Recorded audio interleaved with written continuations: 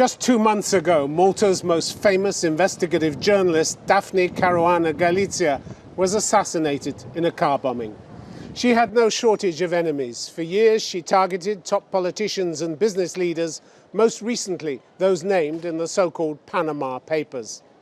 My guest here in Valletta is the Deputy Prime Minister, Fearne. Has his government allowed the emergence of a mafia haven? And if so, is it partly responsible for this latest killing?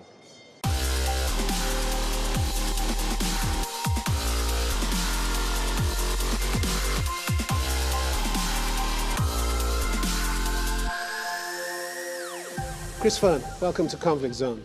Thank you for having me. In the aftermath of the killing of Daphne Caruana Galizia, your Prime Minister, Joseph Muscat, described this rather curiously as a wake-up call. 28 bombings in Malta since 2003, and this is a wake-up call. Sounds as though you've slept through a lot of other wake-up calls, doesn't it? Well, actually, what's happened recently is that in this case particularly, the police have done a very good job, because barely 6 weeks after the murder of Daphne Caruana Galizia, the police managed to arraign 3 persons in court last week. I understand that, but out of the 28 that have happened since 2003, only 26 have remained unsolved, haven't they? Well, you see, this case in itself gives us confidence that we might actually come back to the other cases and solve those as well. Well, you've had a lot of outside assistance, haven't you? Yes, I'm very thankful for that. But you didn't seem to manage on your own, if you've only solved 2 out of 28. Well, you see, this case particularly, the Caruana Galizia case, was something very shocking for the nation. I mean, this wasn't no murder is a normal murder, but this was a particularly striking and shocking murder for us. This was a criminal gang trying to bring out a message, trying to give a message that the freedom of expression in Malta is threatened. So we took this very seriously. This was a very grave occurrence. I understand that, but just 8 days after the killing, the head of the Italian Anti-Mafia Commission warned that the mafia phenomenon, as she called it, was expanding in Malta. Mafia phenomenon. Certain individuals, she said, were finding what she called hospitality to carry out their criminal activities, particularly drug trafficking. Why do you offer hospitality to people like that in Malta? Absolutely not. I mean, these are unfounded allegations, and this is the mafia head of the Anti-Mafia Commission. It's not nobody. No, absolutely. But to my knowledge, she hasn't come forward with any evidence at all. And so it's unfair to say that because somebody says something in the press somewhere else, or anywhere in the world. So you simply dismiss it? That's not a question. The Italian Anti-Mafia Commission talks nonsense. Well, this is what you're saying. Absolutely, you're putting words in my mouth, Tim. No, but absolutely, what I'm saying is that Malta is a European country. We are members of the European Union. We have European standards, and we have the rule of law. Nobody is above the law. Well, do you have European standards? Yes, because she complained that you're not cooperating. You're not cooperating. No, the way to go about things is to go through the normal channels. So the normal channels are the magistrates, and there are very well-known and well-respected magistrates on the island, and they do their work. But she went through normal channels, and she has requested the names of foreigners, for instance, who bought Maltese passports, currently being sold in return for $650,000 US dollars. No, I disagree with that. Normal channels don't mean that you can get any information from anywhere just by speaking in a newspaper. There's the rule of law, Malta, as there would be in Italy, as there would be, well, I hope there would be in Italy, and I hope there would be in Germany, in London, wherever. But why don't you pass on this information that the Anti-Mafia Commission wants? Which is who's bought the passports, what nationality, because there are rules and what the names of them are. Because there are laws in Malta which we need to adhere to. And the laws but Malta, you're a member of the European Club. Absolutely. You're supposed to help in the prevention of crime. And we do, absolutely. But you're not going to pass on this information which would help in the prevention of crime. No, you're wrong. Europol were here, and they helped us to solve or at least to arraign people in the case of the Caruana Galizia murder. And in the case that you're talking about, for sure. I mean, we are a European country, we have European standards. And you're selling passports to people and giving them a backdoor into the European Union, but not passing on that information to the wrong. EU. You're wrong. This is what they say. No, you're wrong. This is what she says. No, She's you're wrong wrong. too. Well, I don't know what you're quoting her saying, but I can tell you what you are saying now is wrong.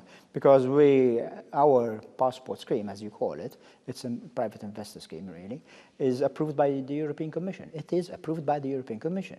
There's nothing that we are doing which is illegal or which is anywhere I didn't say it was illegal, but if law enforcement agencies ask for information, you're not providing it. Yes, we are. Of course we are. But why did she say then that you the local haven't law enforcement given agencies, them, you haven't given them the names and the numbers and the nationalities of those who are acquiring these passports, non-EU nationals? No, there is Europol, as you say, and we will cooperate completely, absolutely, 100% with Europol, and if there are any requests that come through Europol, and they are in accordance with Maltese law, then we will go ahead and do that. Chris Fearne, on top of those concerns from the Italians, your own Chief Justice, Silvio Camilleri, felt the need in October to warn in the strongest possible terms that unless the authorities here carried out their duties impartially, there would be punishment for some and not for others. Instead of the rule of law, he said, we will have the rule of delinquents. Absolutely. Why do you think he was warning so strongly about the rule of delinquents here in Malta if everything is, as you say, absolutely fine? He was speaking in the annual gathering for the judiciary. So he was doesn't matter, does it? It's a serious warning. It's a serious warning. Absolutely, but just let's put it in context. He was talking to the judiciary in that context. And yes, absolutely, anywhere in the world, if the rule of law isn't covered, then there's a problem. And we pride ourselves in doing this. And nobody is above the law. He wouldn't have given that warning, would he? Why do you say that? He spoke specifically about a rule of delinquents. No, absolutely not. The danger of a rule of delinquents here in Malta.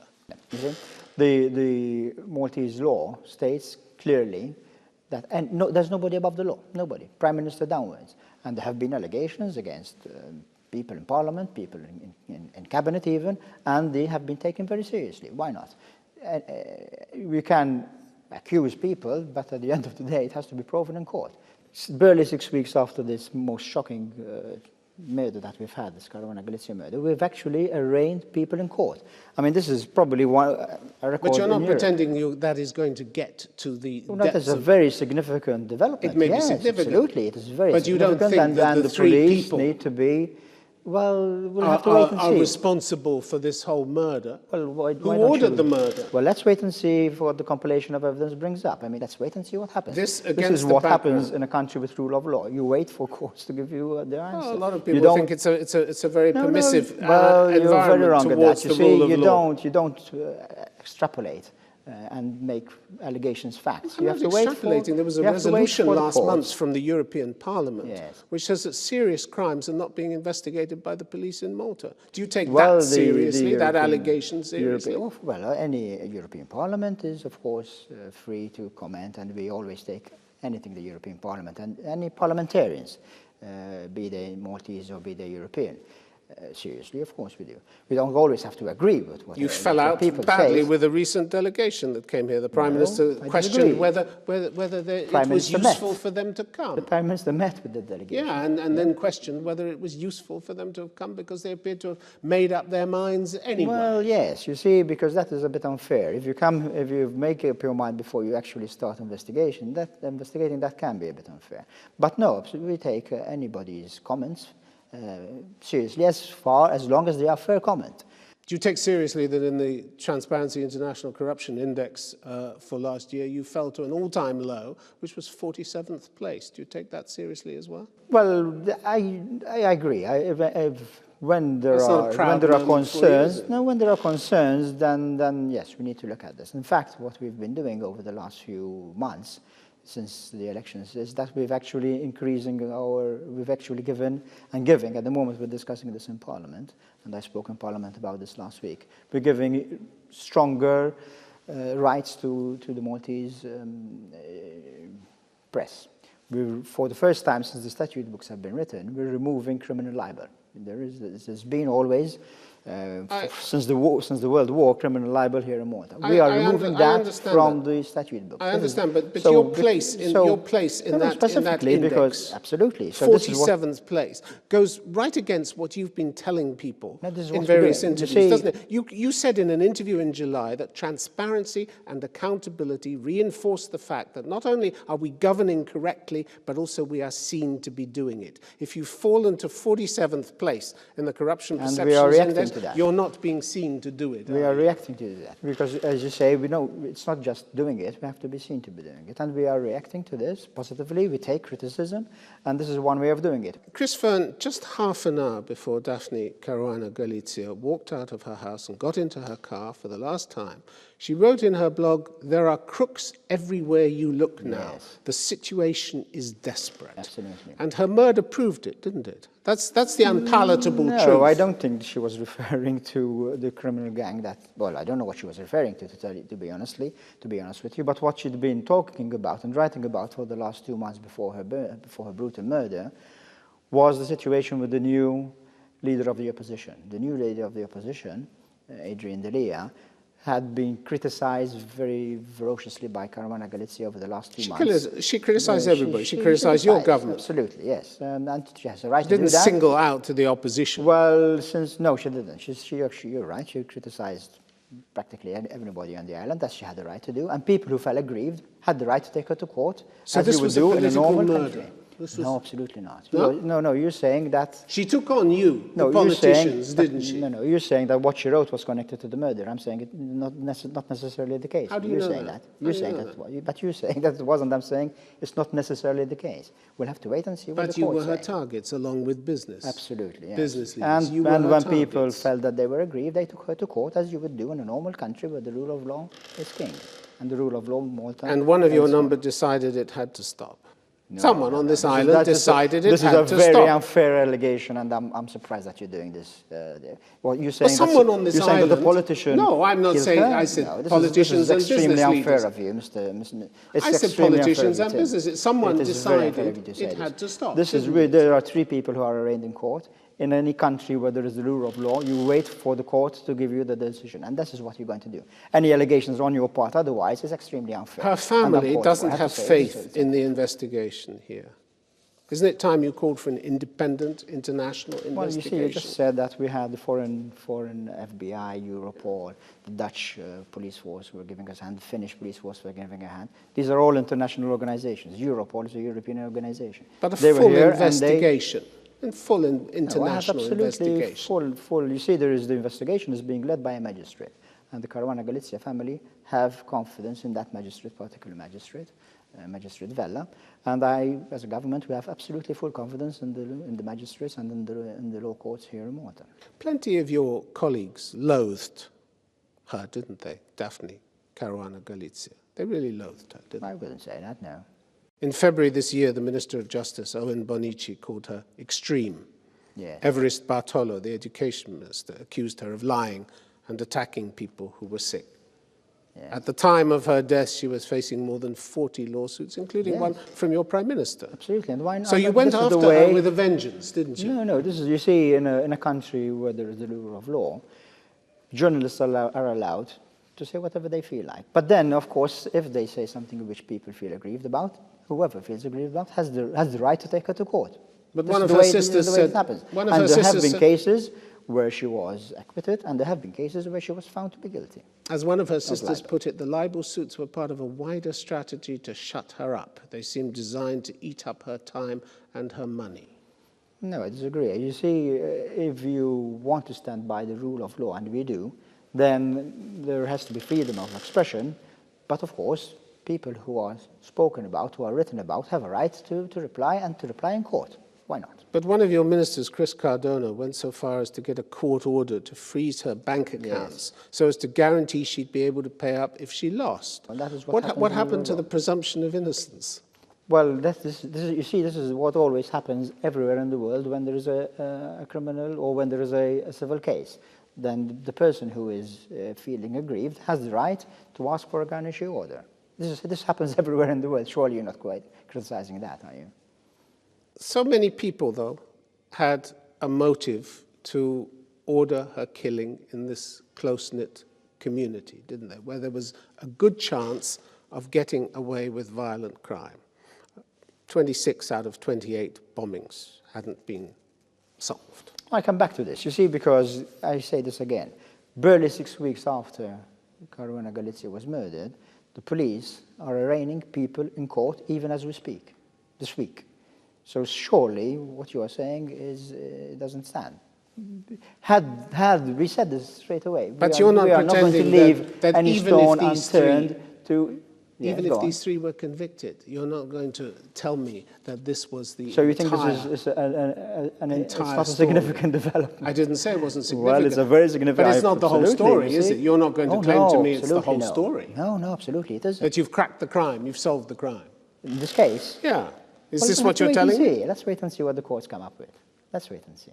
Minister, in August, Daphne Caruana Galizia turned her fire on you, didn't she, personally?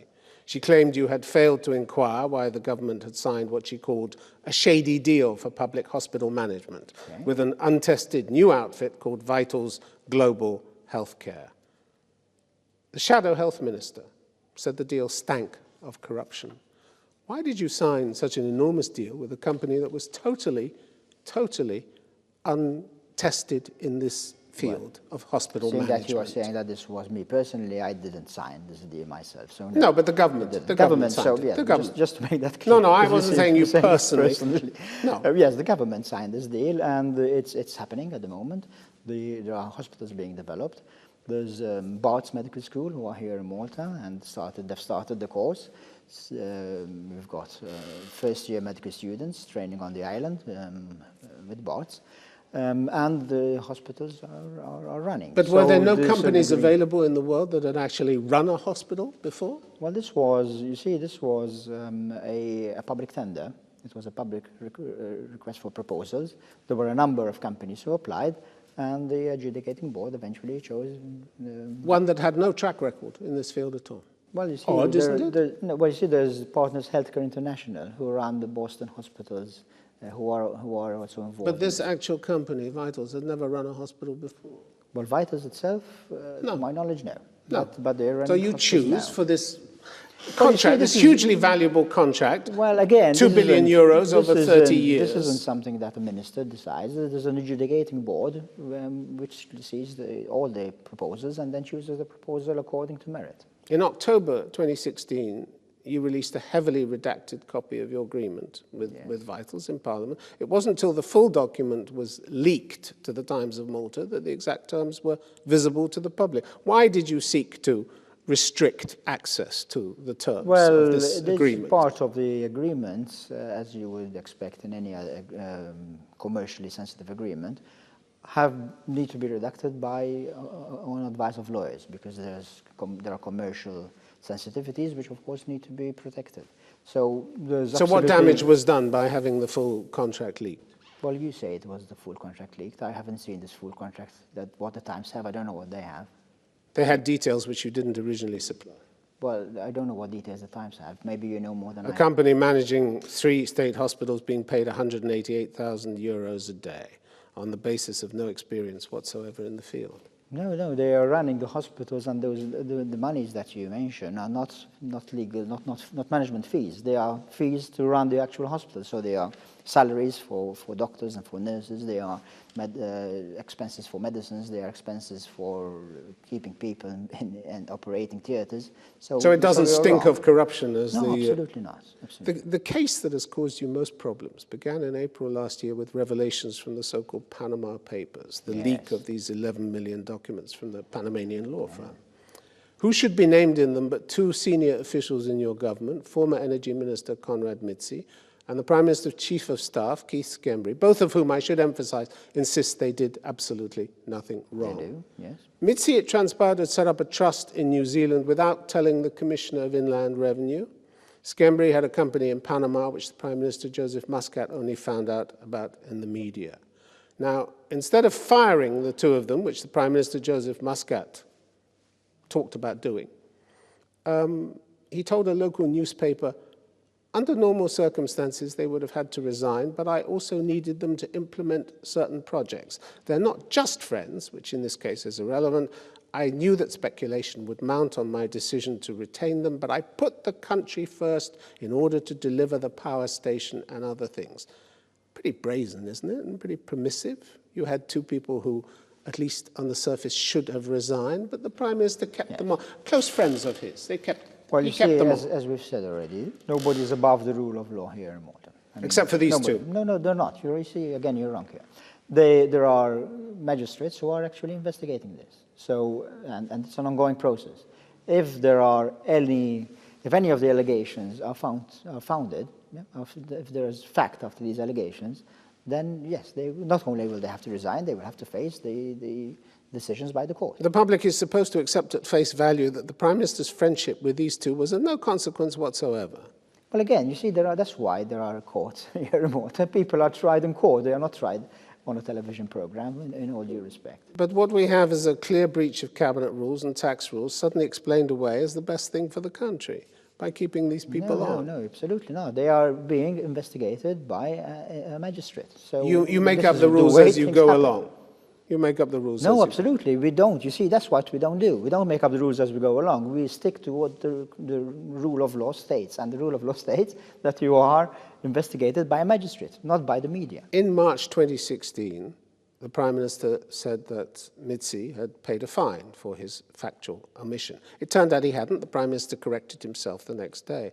Has Mr. Mitzi now paid his fine? Paid the fine? Yes. What for? For not telling the Commissioner of Income Taxes about the foundation in New Zealand. I'm not aware of that, no, I don't know. I don't know the details of that. Or is that something else the public is not entitled to know? No, absolutely, I don't know the details of that myself. It doesn't mean it hasn't happened, or I don't know. The Prime Minister said that Keith Schembri would resign if criminal proceedings were started against him. Yes. But instead of going on with that, we now discover this year leaks from the state's financial watchdog, the Financial Intelligence Analysis Unit, showed that in this case they had sufficient evidence to conclude a reasonable suspicion of money laundering. No, the FIAU denied that. They have denied it? They have. The European Union drew attention to this. So they had no suspicions. The FIAU have denied that there's a report because what you are referring to is that there was a person who said this. Who said this in the media, that he has knowledge that there was something which was kept secret. The FIAU are saying that there was no such completed report, that there might have been a draft that this person is referred to. But again, you see, there are courts, and if there is evidence, then they should go to the court. There is a magistrate who is investigating all these dealings, and they should go to the magistrate. And the magistrate wanted... And we will go along with whatever the courts say. I mean, we don't have an option. It's not something that we choose to go along or not. This is what happens in our country. The magistrate in Fallujah decided to launch an inquiry, didn't he? But the Prime Minister, along with 6 others, goes to court to try to shut down this inquiry before they have a right it starts. to do in court.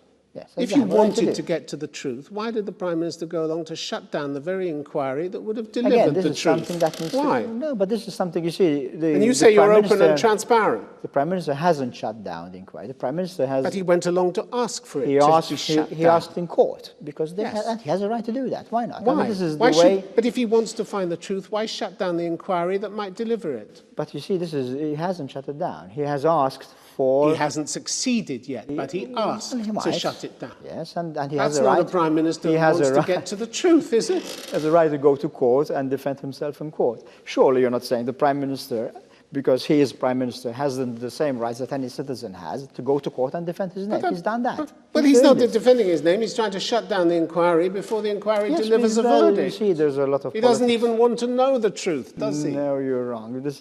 And he hasn't shut it down just by decreeing as a Prime Minister. He's gone, as any normal citizen would do, he's gone to court to defend his name.